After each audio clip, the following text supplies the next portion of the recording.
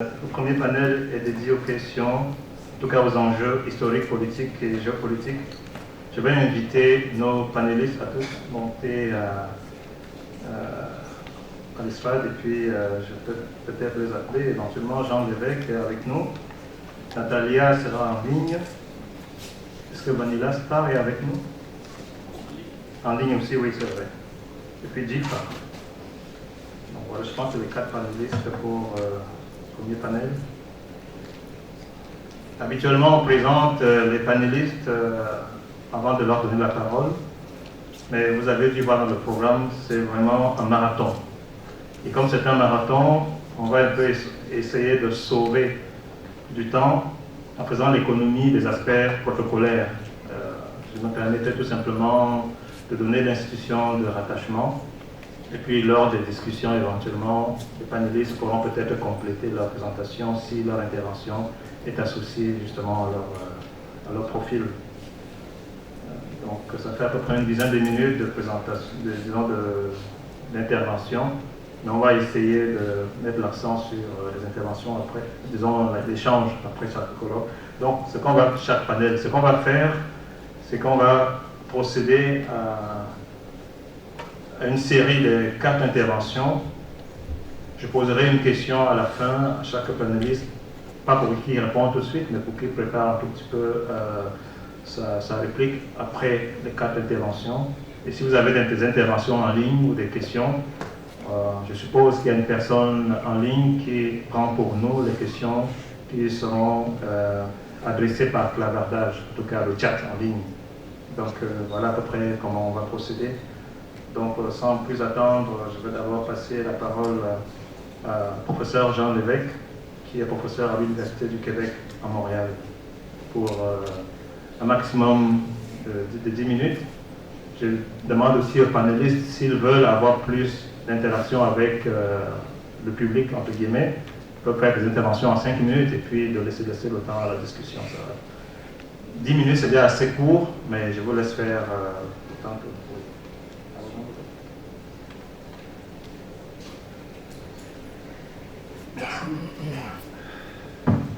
Excusez-moi. Alors, je vous remercie de votre accueil et de me permettre de prendre la parole dans ce colloque très, très intéressant. Je dois d'abord dire que mon propos, je vais y aller de façon peut-être un peu schématique parce que c'est une grosse question, comparer l'ère soviétique, les influences en Afrique avec ce qu'on vit maintenant depuis, disons, les années 2008, est peut-être un peu trop ambitieux comme projet. Et donc, je vais commencer par un constat, c'est-à-dire que les historiens, les politologues, on peut étudier de façon synthétique la présence soviétique. Je parle de partir du cas soviétique. On a des bonnes études régionales sur la Corne de l'Afrique, sur la crise du Congo, sur des travaux sur l'Afrique lusophone, qui était évidemment un point d'intérêt central. Zaki l'a dit, dans les années 80, s'est approché d'une synthèse, mais souvent dans des travaux qui étaient plus généralement destinés à la présence soviétique dans le tiers-monde, avec évidemment l'Asie et l'Amérique latine. Donc, c'est un défaut de la recherche, c'est une lacune qu'il faudrait éventuellement combler pour mieux comprendre ce que l'on vit, le retour de la Russie en Afrique depuis, disons, les années 2008, pour parler plus sérieusement. Donc, l'exhaustivité sera un peu hors de ma portée, mais je vais y aller par 3 questions. Qu'est-ce que le cas soviétique nous apprend sur la présence russe et ses stratégies dans la période de Medvedev et surtout de Poutine? Quelle est l'importance de ce qu'on pourrait appeler la rupture des années 80-90, du désengagement russe à l'époque de Gorbatchev et de l'absence même de représentation diplomatique dans beaucoup de pays africains à l'époque de Yeltsin, dans les années 90. Et quelle est la part du rejet de l'ordre international tel que formulé progressivement depuis 2007 par la diplomatie de Vladimir Poutine pour comprendre la place de l'Afrique dans cette dynamique. D'abord, je vais y aller simplement, pour ne pas empiéter sur le temps qui m'est alloué, par 3 constats. Le premier constat est géographique, c'est-à-dire que on assiste à une présence russe maintenant dans une trentaine de pays africains de différents types, mais qui est plus étendue. Il y a des pays qui ont des accords de coopération énergétique, évidemment le gaz, le pétrole, l'industrie atomique. Une majorité de pays, 26 pays ont des accords, selon mes sources, mais je pense que je suis un peu dépassé. 26 pays ont des accords de coopération militaire, ce n'est pas nécessairement seulement avec des firmes privées, mais avec l'expertise de l'armée russe, des forces armées russes. Et donc, la coopération militaire l'emporte, la coopération énergétique l'emporte, il y a des accords agricoles avec quelques pays, moins d'une dizaine, il y a des investissements russes dans le secteur minier, et il y a un centre de recherche médicale et scientifique en Guinée sur le virus Ebola. Comparativement avec la période soviétique où l'aide, la présence était plus concentrée dans l'Afrique australe, les anciennes colonies portugaises, et quelques cas de pays qui sont tournés momentanément vers, qui ont pris une orientation soviétique. Il y avait des projets de coopération avec des pays non alignés qui ne branchaient pas dans l'orbite soviétique comme le Nigeria. Et donc, on a eu maintenant une présence, je dirais, plus vaste, plus variée qu'à l'époque soviétique. Deuxième constat, c'est la prédominance d'intérêts économiques plus pragmatiques qu'à l'époque soviétique. Et comme si on avait appris du contexte des années 80 où le retrait soviétique sous Gorbatchev, que moi j'appelle un peu sarcastiquement une vente de feu, ils sont sortis des pays africains, un tiers avait plus de représentation diplomatique, et des projets qui arrivaient à presque complétion ont été abandonnés, ce qui fait qu'il y a eu des pertes assez nettes dans le commerce des armes avec des clients de longue date, et le retour russe à partir de 2008 s'est fait sous une forme plus pragmatique. On annule de vieilles dettes d'armes pour re-signer des nouveaux contrats avec plusieurs pays d'Afrique du Nord.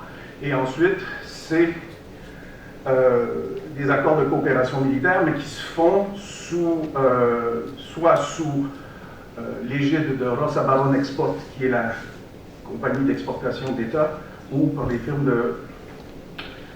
de sécurité privée, qui établissent des partenariats publics-privés, si on peut dire, pour se payer en cas de... Donc, une approche plus pragmatique qui prend en compte le fait qu'il y a eu beaucoup d'espoir à l'époque de Khrouchtchev, ça a été plus pragmatique à l'époque de Brejnev, mais quand on s'est retiré par hyper-extension des intérêts soviétiques dans le monde, durant la révolution de Gorbatchev, on a perdu beaucoup et il y a une conscience d'un besoin d'un plus grand pragmatisme par rapport à ce qu'on a fait à l'époque soviétique. Finalement, mon point, je dirais, le plus important, c'est que à l'époque soviétique, je ne vous apprends rien, depuis la fondation du Comintern, il y avait une aide au mouvement de libération nationale. En Afrique, il ne s'est rien fait à l'époque de la colonisation, évidemment. Khrouchtchev a misé sur des pays émergents, le Ghana, l'Égypte de Nasser, le Congo, et pour un peu être déçu, alors qu'à l'époque de Brejnev, même si on le justifiait par une aide au mouvement de libération nationale, on a misé sur des pays qui ont fini par gagner leur guerre civile et s'aligner militairement sur l'URSS. Est-ce qu'on joue sur cet héritage idéologique? Je pense qu'il y a quelqu'un après moi qui va en parler directement. Si on se replace de façon plus précise dans le contexte, le retour à partir de 2008 s'est fait d'une façon pragmatique sans vraiment s'accompagner d'une remise en cause de l'ordre international. C'est des intérêts économiques et militaires qui priment.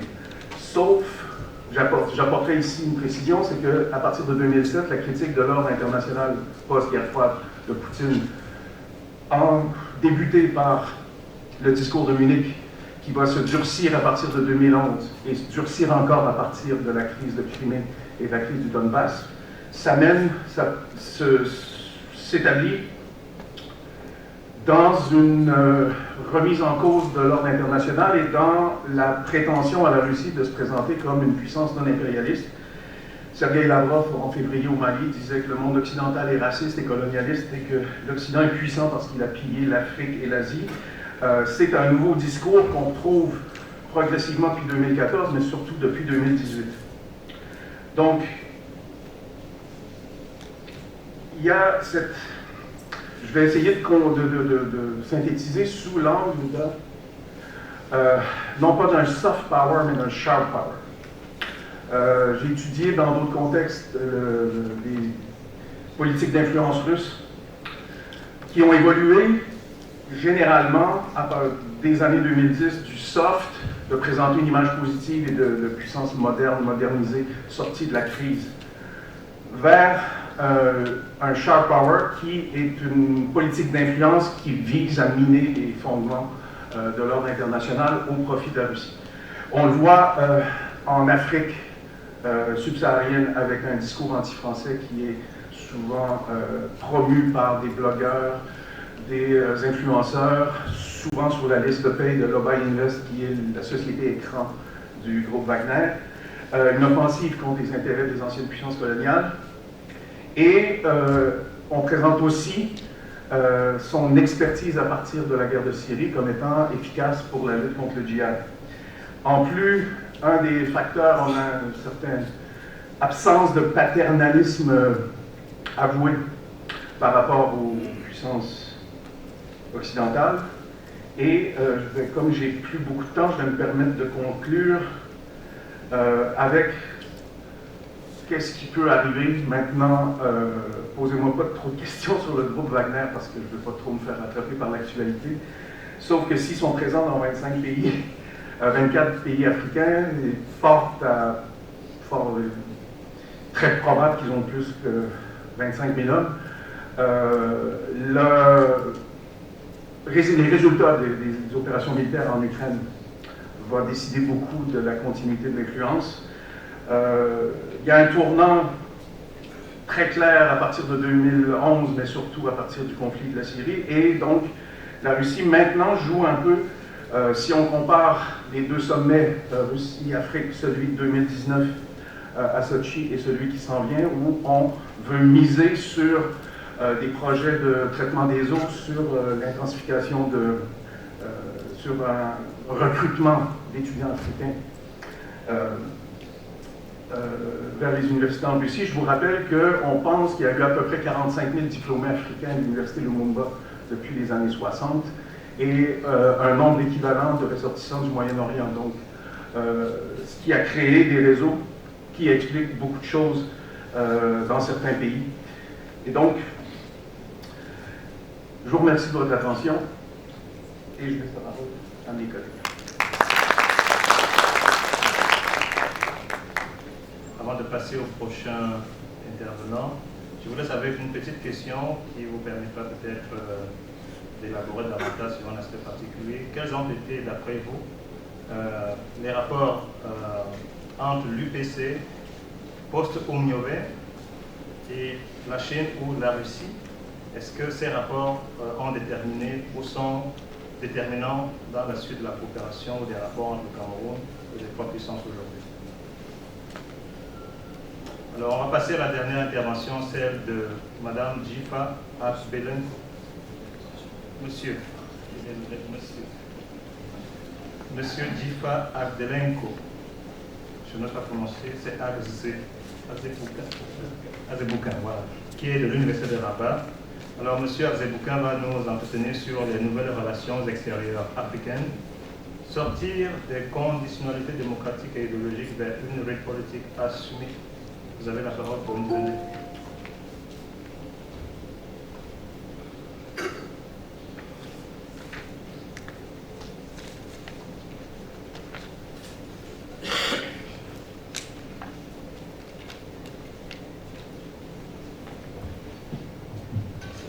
Bonjour à tous. Et tout d'abord, je tiens à remercier l'Université de Rabat et l'UEGA pour ce colloque portant sur les rapports entre les deux triangles qui, même si parfois on se déteste, sont quand même appelés à collaborer et avancer ensemble. Et alors, mon sujet, enfin, ma communication porte sur les nouvelles relations extérieures et africaines, sortir des conditionnalités démocratiques et de retrouver une réelle politique assumée. Est-ce qu'il y a pas mal de choses qu'on observe aujourd'hui sur le continent? Et si vous voyez cette photo, ça résume à elle seule la tension qui anime aujourd'hui les rapports entre les pays africains et l'Europe, symbolisée par la France. Dans les rues de certaines capitales africaines, pas mal de jeunes sortent pour dénoncer les rapports qui existent entre la France et leur pays et appellent à une redéfinition des rapports. Ce n'est pas que les jeunes, d'ailleurs les chefs d'État eux-mêmes, ils appellent les ministres des Affaires étrangères, à chaque fois que l'occasion leur permet, ils le disent. Et le 4 mars dernier, vous voyez, lors de la visite de Macron à Kinshasa, et le président Tshisekedi qui lui dit, je crois qu'il doit y avoir du respect dans la considération que nous avons les uns pour les autres. Regardez-nous autrement, en nous respectant, en nous considérant comme de vrais partenaires, et non pas toujours avec un regard paternaliste, avec l'idée de toujours savoir ce qu'il faut pour nous. Ça dénote un peu le ressenti des États africains à l'égard de la coopération qu'ils ont avec la France. Et à côté aussi, vous avez les pays qui ont pris conscience du fait que les relations internationales doivent servir les causes nationales. À l'image du Maroc, dont le roi a dit le dossier du Sahara est le prisme à travers lequel le Maroc considère son environnement international, l'aune qui mesure la sincérité des amitiés et l'efficacité des partenaires qu'il établit. Donc ça pose tout de suite le décor de cette volonté d'aller de l'avant et de changer les choses. Alors, cette communication, c'est une contribution à l'analyse des relations internationales de l'Afrique ou des Afriques, si vous voulez. Et nous avons essayé de répondre à certaines questions, dont la première, est-ce que le pragmatisme qui caractérise les récentes relations extérieures des pays africains est un changement pérenne ou un simple changement circonstanciel? Est-ce que c'est dû aux circonstances que les discours étaient de changer ou est-ce que c'est quelque chose de planifié? Quels sont les déterminants du récent changement d'approche dans la politique étrangère des États africains? Quel est le positionnement ou quel devrait être le positionnement de l'Afrique vis-à-vis de la géopolitique européenne et celle des nouvelles puissances que sont la Chine, la Russie et dans une certaine mesure la Turquie? L'Afrique a-t-elle les moyens pour jouer un rôle transformateur sur l'échiquier mondial multipolarisé? Alors, pour la première question qui concernait est-ce que c'était planifié ou c'est juste circonstanciel, je pense que les choses telles qu'elles se déroulent aujourd'hui ne nous permettent pas d'affirmer si c'est quelque chose qui va être pérenne sur le long terme ou pas. Ça, l'avenir nous le dira. Mais quant aux déterminants ou les facteurs qui amènent les États à changer de posture, on peut les considérer de deux ordres. Le premier, des facteurs endogènes et des facteurs exogènes. Les facteurs endogènes sont relatifs aux nombreux défis que les États africains ils ont. La coopération avec l'Occident ou l'Europe est traditionnelle depuis les indépendances jusqu'à maintenant. Mais ce qu'on remarque, c'est que les choses n'avancent pas comme on le souhaiterait sur le plan du développement. Donc les défis sécuritaires aussi sont d'actualité aujourd'hui. D'ailleurs, les pays où la France a été décriée, c'est surtout les pays qui font face à la recrudescence du terrorisme et du coup de l'insécurité, qui quittent le Sahel maintenant pour aller vers les pays côtiers. Donc c'est ce contexte sécuritaire grave qui fait qu'aujourd'hui les langues se délient un peu pour dire ok, nous avons besoin de changements dans les rapports que nous entretenons avec l'Europe. Donc il y a cette volonté d'émancipation vis-à-vis des puissances traditionnelles et les facteurs exogènes, c'est cette transformation au niveau de la scène internationale avec l'émergence des nouvelles puissances et les BRICS pour ne citer que la Russie et la Chine, qui font partie de ce grand ensemble qui essaye d'influencer les rapports de force sur la scène internationale. Donc, ces groupes émergents proposent une alternative en fait aux Africains pour dire ok, vous avez coopéré jusque-là avec des Occidentaux qui ont lié leur rapport de coopération avec vous sur des conditionnalités démocratiques, environnementales et compagnie. Mais nous, on vient pour faire du business. Si vous voulez faire du business, on va avancer avec vous. A priori, c'est ça. Donc, ce sont ces deux facteurs, endogènes comme exogènes, qui expliquent les changements d'attitude au niveau des pays africains. Alors, la question qui se pose, et pas mal d'initiatives se mettent en place justement pour renforcer la position du continent sur la scène internationale, notamment dans les sphères où se prennent les grandes décisions, et notamment le dernier en date qui a eu lieu en mai dernier à Lomé, au Togo, c'est l'Alliance africaine, c'est quoi le nom exact, l'Alliance africaine pour... je pense que c'est assez récent.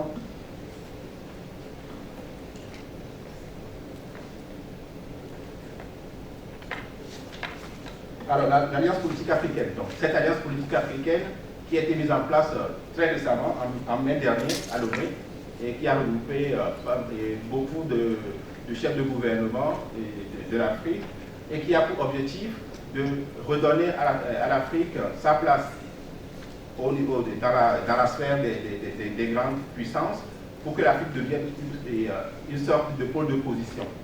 Donc, la question qui me vient à l'esprit, c'est est-ce que nous avons, je parle en tant qu'Africain bien sûr, est-ce que nous avons les moyens de jouer un rôle transformateur sur la scène internationale avec ces puissances qui sont là et qui chacun a ses intérêts?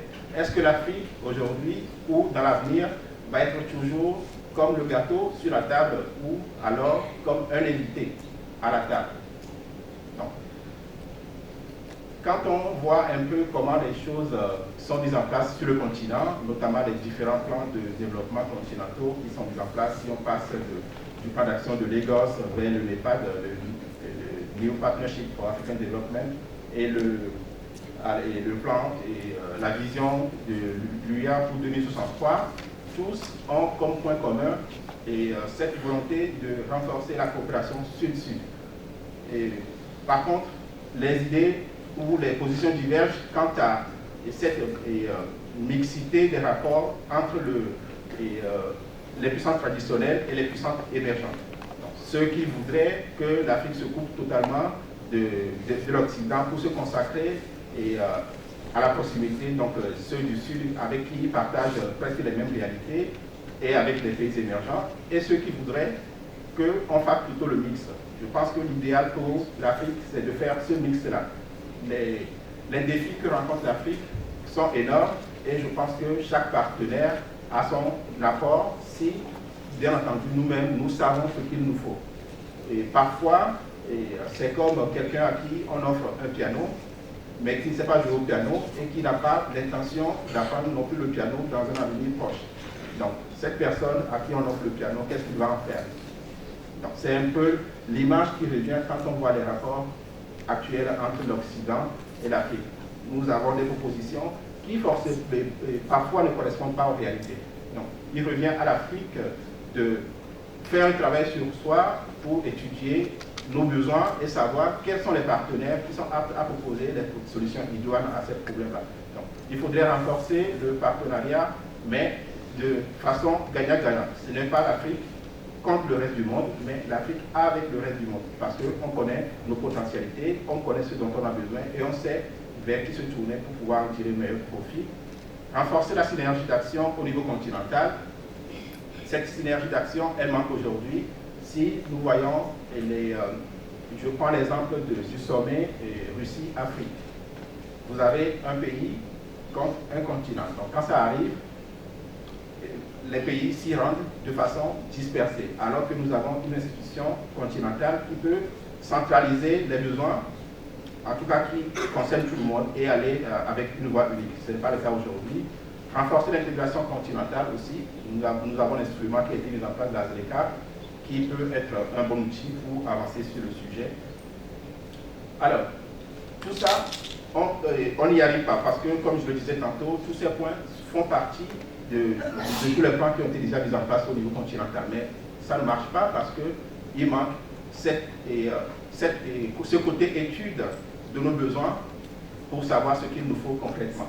Donc, je proposerais que l'Afrique mise davantage sur la recherche stratégique et prospective. Parce que les acteurs qui sont là aujourd'hui, tout le monde veut étudier l'Afrique. Mais l'Afrique ne s'étudie pas. Donc c'est là tout le problème. Tout le monde fait des recherches sur l'Afrique pour voir comment on se comporte, comment on agit, comment on fait tout.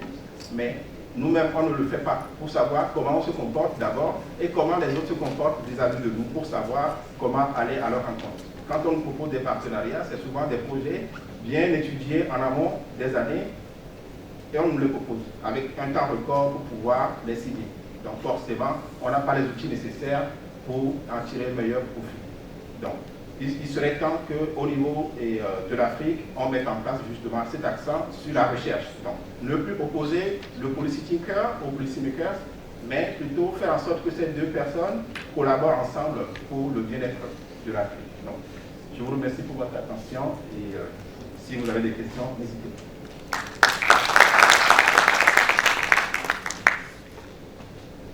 Merci beaucoup, Dr. Agbe Zouken. Alors, je retiens essentiellement deux mots ou deux expressions, le pragmatisme politique, le parallélisme institutionnel, le parallélisme des modèles pour l'Afrique, pour les nouvelles relations extérieures africaines. Avant d'ouvrir la discussion, je voulais quand même aussi avec une question, comme on va faire avec les autres intervenants. D'après vous, derrière la rhétorique autour du sentiment anti-français ou anti-politique française, comment peut-on résumer les principaux griefs sur lesquels se fonde ce sentiment et sur lesquels justement peuvent se baser les modèles offerts par des pays comme la Russie ou la Chine? Alors sur ce, je veux peut-être ouvrir la discussion en permettant d'abord aux intervenants de nous donner leur point de vue par rapport aux questions qui leur ont été proposées. Entre-temps, on va prendre des questions qui sont posées en ligne avant de donner la parole à la salle. Voilà, donc on passe d'abord au professeur Lebrun.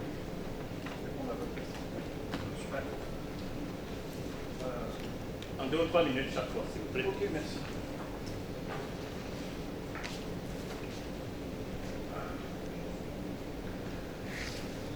Je vais répondre le plus succinctement possible. Je pense que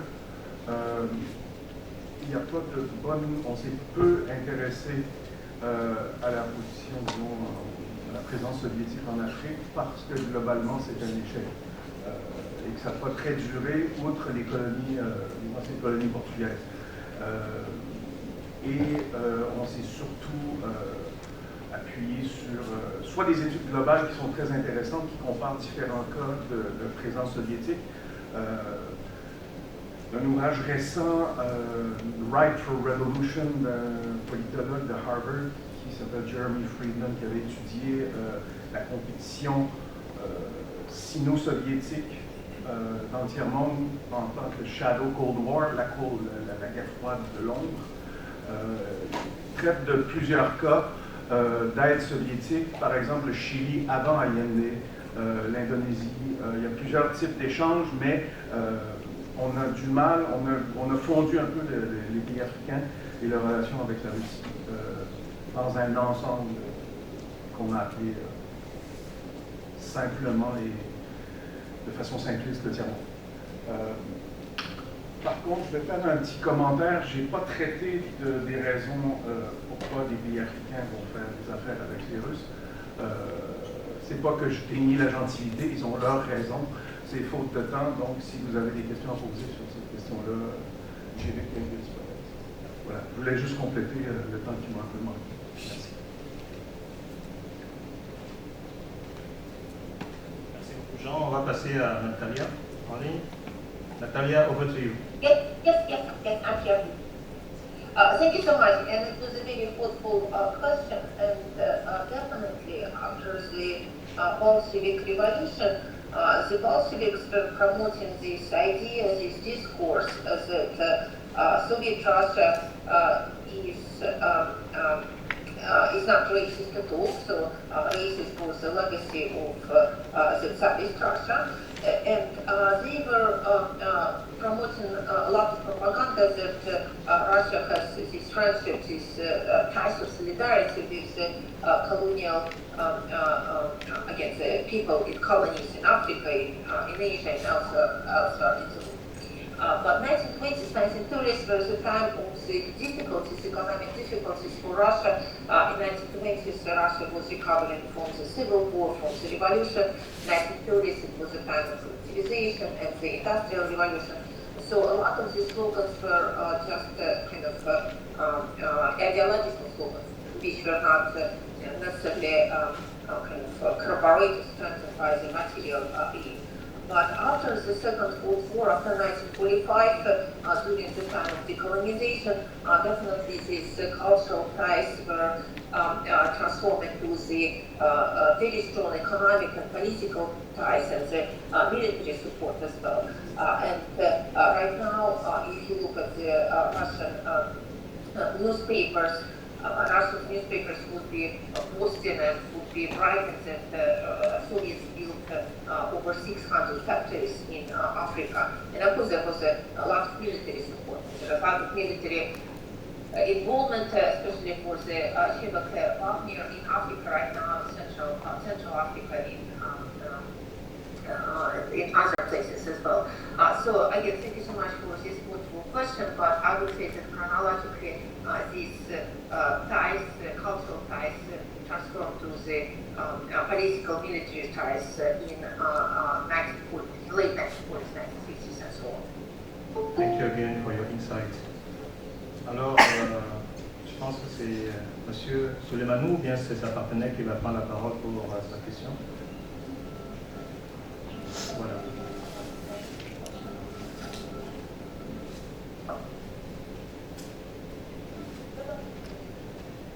On vous entend, mais le son est faible. Légèrement.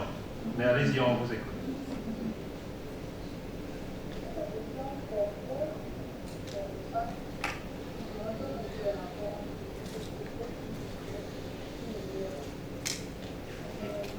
Vous êtes loin du micro. Peut-être rapprochez-vous de votre micro.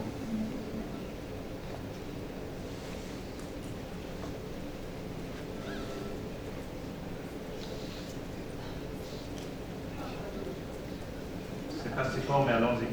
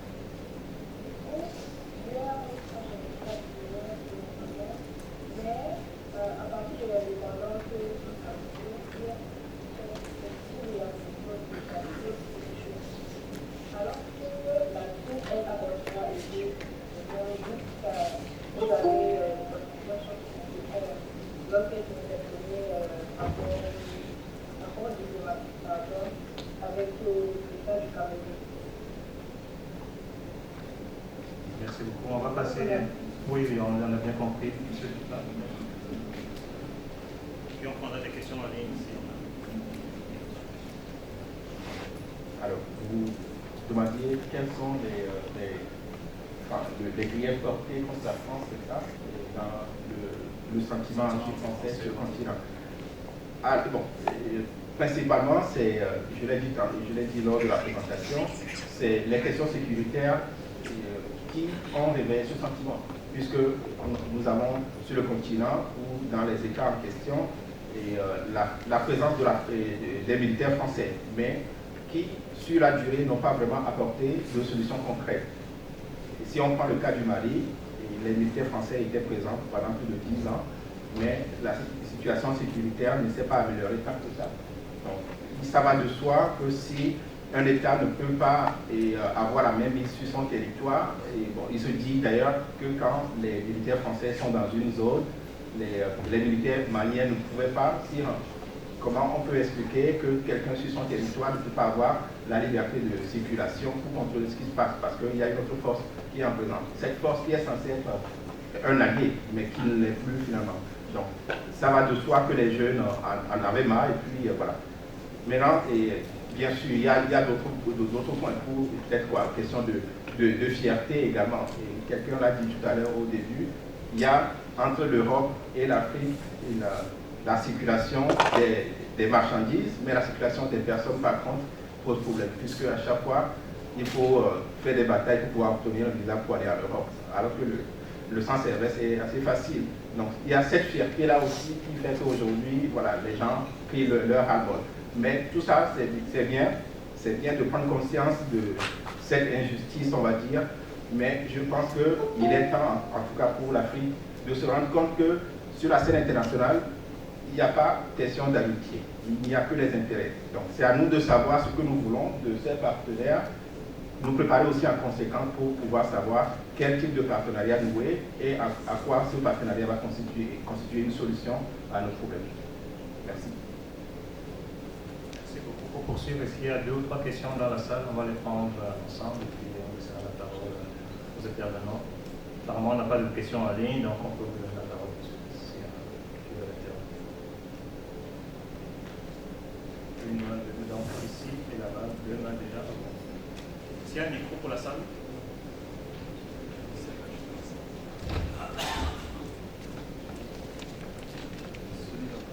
Apparemment, celui d'en bas sert pour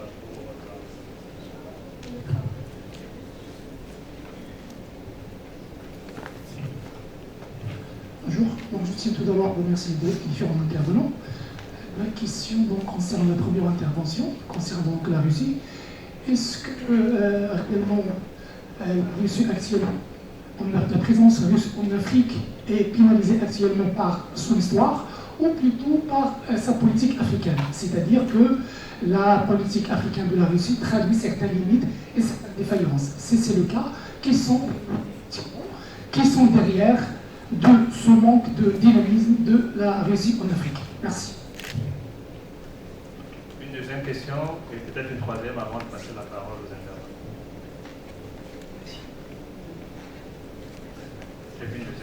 Merci. Je commence d'abord par remercier tous les intervenants d'avoir partagé avec nous leurs réflexions sur un sujet très très intéressant. Et ma question s'adresse à M. Levesque. Au travers de l'analyse de vos constats, il y a un constat peut-être qui a marqué, on va dire, l'histoire russe, c'est la défaite en Afghanistan, qui a annoncé la fin de la bipolarité et le triomphe du capitalisme, du libéralisme, etc. Il y a 2 jours, on a assisté, on va dire, à cette grande révolte de la société militaire privée Wagner. Et j'aimerais bien mettre, on va dire, créer un parallélisme entre cette défaite en Afghanistan et cette révolte qui risque de remettre en cause la coopération militaire entre la Russie et l'Afrique. Eh bien, qu'en est-il, on va dire, de l'avenir de cette coopération militaire entre la Russie et l'Afrique, à l'instar de cette révolte de Wagner? Et merci. Une dernière question pour la première ronde. Bonjour tout le monde. Alors, j'aurais une question un peu plus précise, qui est quels sont les enjeux pour le Maroc, c'est-à-dire les avantages, les inconvénients, est-ce qu'il existe des risques en ce qui concerne la souveraineté de la nation? Et j'entends par ça, est-ce que d'après vous, nous allons retomber dans le même schéma de dépendance économique, énergétique, armement, comme ce fut le cas avec l'Occident jusqu'à présent? Merci beaucoup pour la question. Je pense qu'on peut ouvrir je pense que la troisième question s'adresse à tous les panélistes. Oui, s'adresse. Ok, c'est bon.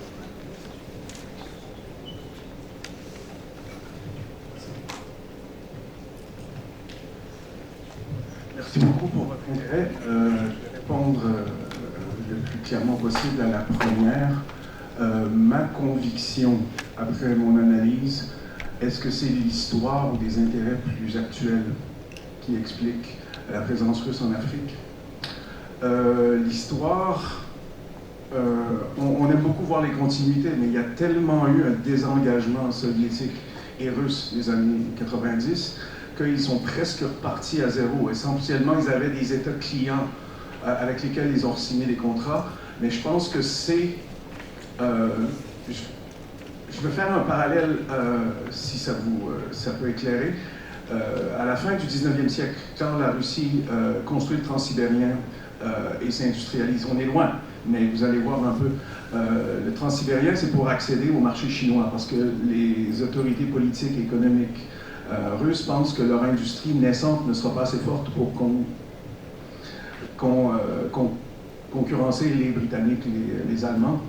Et sans dire que c'est la même chose, on peut y voir un parallèle. C'est-à-dire que je pense que la présidence de Poutine a vu un terrain fertile avec son expertise militaire. Ils ont pris conscience de l'immense retard qu'ils ont pris déjà par rapport aux Chinois. Et on ne parle pas des autres, on ne parle pas des Brésiliens, des Turcs, des Indiens. Et donc, je pense que l'interstice leur a fait changer leur perception de l'Afrique.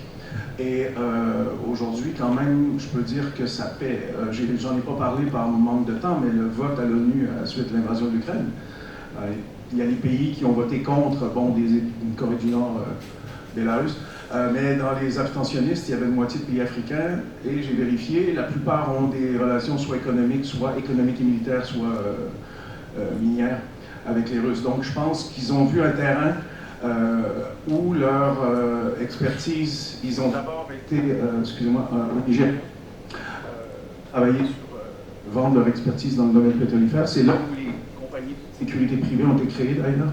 C'est des milices d'oligarques avant d'être...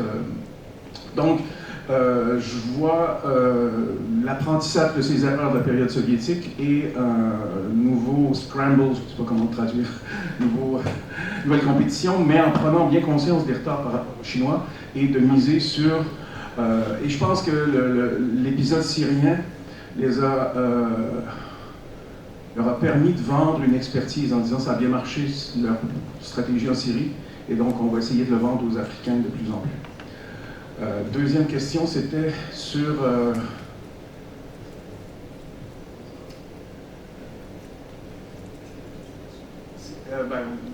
sur Wagner, sur les perspectives de Wagner. Et le Maroc, je vais vous le laisser. Je ne me connais pas très bien sur le... ce qu'on a vécu, ça c'est la question que je redoutais. Parce qu'on est en plein dedans. Si on se place du point de vue de Prigojine, l'Ukraine, ça coûte cher, ça paie beaucoup moins que ce qu'ils font en Afrique. Ils ne vont pas ils vont pas faire des contrats sur des puits de pétrole ou sur des mines.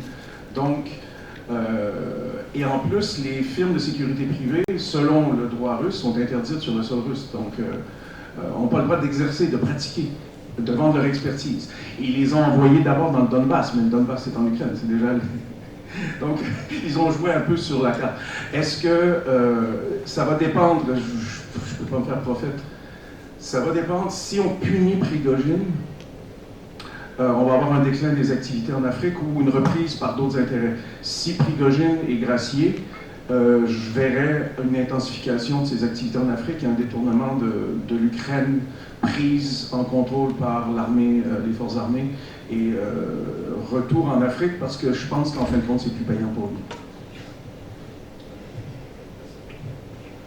Alors, quant à la troisième question, et concernant une possibilité de perte de souveraineté pour le Maroc, alors, je pense que si on prend le continent africain, le Maroc fait quand même figure de pays qui essaient d'avancer malgré les difficultés. Ça avance. Et dans ma présentation, je parlais justement de cette nécessité d'accompagner les policy makers avec les policy thinkers. Aujourd'hui, je pense que le Maroc a fait un pas dans ce sens-là. Nous avons dans le pays pas mal de think tanks, le PCNS, l'Institut Amadeus, l'Institut Royal d'études stratégiques, pas mal de ces institutions qui travaillent aujourd'hui justement pour analyser le contexte international et savoir comment le Maroc va pouvoir se déplacer dans ces acteurs qui, bien entendu, ne cherchent qu'une chose, dominer. Donc, dans les rapports, c'est soit dominer ou soit dominant. Donc, je pense que le Maroc a fait la part des choses en voulant aussi s'imposer. Si on prend aujourd'hui le rapport très tendu avec la France, ça va de soi. Il y a des années, on ne pourrait peut-être pas envisager cela, que voilà, le Maroc exige à ce que la France respecte sa souveraineté, qu'elle respecte le choix d'avoir la main mise sur son Sahara. Donc ça, c'est des points forts. Donc je pense qu'aujourd'hui, il y a eu pas mal d'avancées sur la question et il y a peu de chances qu'on revienne en arrière avec une perte de souveraineté. Pour d'autres pays africains, j'en ai bien peur. Je le disais tantôt, quand on voit les jeunes dans les rues qui crient contre la France, c'est bien, c'est une prise de conscience. Mais au fond, est-ce que ce qui va permettre à ce que cette révolte soit transformée positivement, on n'y est pas encore. Donc, d'où justement ce besoin de renforcer la coopération sud-sud. Le Maroc aujourd'hui a beaucoup de choses à offrir sur le continent. Mais pour des questions de fierté, parfois on évite de faire le pas. Je prends juste l'exemple de sa demande d'intégrer la CEDEAO, donc la communauté économique de l'Afrique de l'Ouest, qui piétine depuis presque 5 ans déjà, pour des considérations qui ne sont d'ordre que... je ne sais même pas comment le mener. Donc c'est assez compliqué. Donc pour répondre clairement à votre question, je pense qu'il n'y a pas de crainte qu'aujourd'hui, vu l'avancée que le Maroc a dans les relations internationales, son positionnement, il n'y a aucune crainte qu'on puisse arriver à une perte de souveraineté. Par contre, on va plutôt aller vers un renforcement de cette souveraineté, de cette présence marocaine sur la scène internationale. Merci beaucoup. Je pense qu'il y a, en termes d'enjeux, si on pouvait résumer, c'est parce qu'il y a une question dans la salle encore. Une dernière question. On retient la question d'enjeu par rapport à la première question. C'est vraiment, quand on parle de Wagner, on parle des risques et des enjeux autour de la privatisation de la puissance régalienne. Tantôt un avantage, et qui peut devenir aussi un très gros risque. Et le deuxième enjeu, on n'a pas forcément besoin de craindre pour la souveraineté du Maroc. Parce que je pense, M. le doyen l'a dit dans son introduction, c'est beaucoup plus un enjeu de renforcement de la compétence en termes de capacité. Il faut renforcer les capacités. Et il y a quelque chose de très important en termes de négociation, c'est surtout la capacité à négocier pour son continent et pour son pays. Donc face à la Russie, face à la Chine, on a besoin en Afrique d'avoir des experts de négociation qui soient capables de défendre les intérêts de chacun des pays et du continent. On donne la parole peut-être à une dernière question, et puis pour une dernière question, on va passer au deuxième panel. Merci. Donc, Alain Laroussi de l'Université de Montréal. J'aurais deux questions en fait à poser. Les compagnies internationales privées n'ayant aucun statut en droit international, et Wagner en particulier n'ayant aucun véritable statut en droit russe, y a-t-il un risque que Wagner s'émancipe de Moscou dans un avenir proche et devienne un acteur incontrôlable, opportuniste et une source majeure d'instabilité en Afrique? C'est ma première question. Ma deuxième question, c'est l'expérience syrienne n'est-elle pas exagérée au regard de l'expérience libyenne dans laquelle la présence russe, notamment celle de Wagner et de l'expertise aérienne russe qui a eu lieu à l'est du pays, vu donc que ces deux éléments ont eu des résultats mitigés, voire même contre-productifs, les exactions et les profanations commises par Wagner ayant eu un effet de cohésion chez les milices de l'Ouest pendant la campagne de Tripoli de 2019, au lieu d'avoir un effet de terreur ou de dissuasion.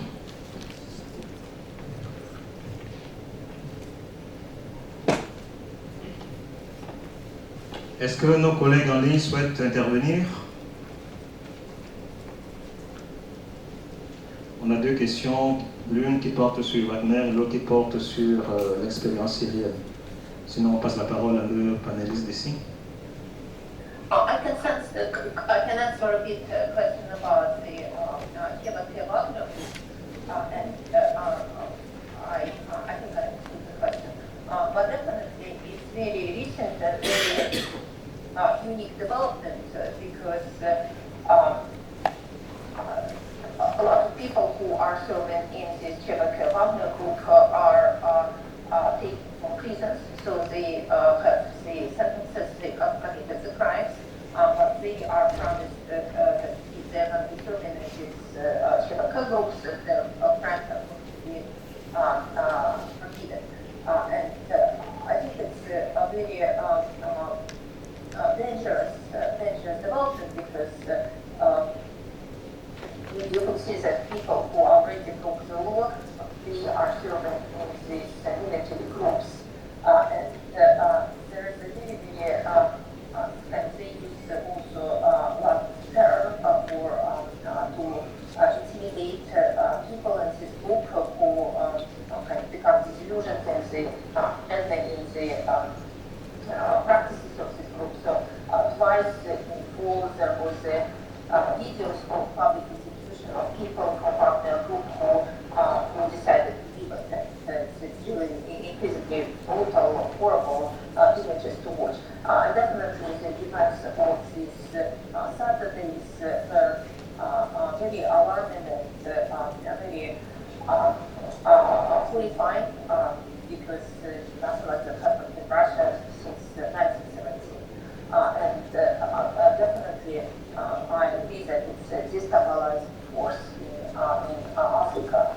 And again, it's just really very unexpected and unpredictable. And but at the same time, there's a lot of reliance on this relationship or friendship and collaboration which existed between Soviet Union and the countries in Africa since the 1960s, 1970s, and 1980s.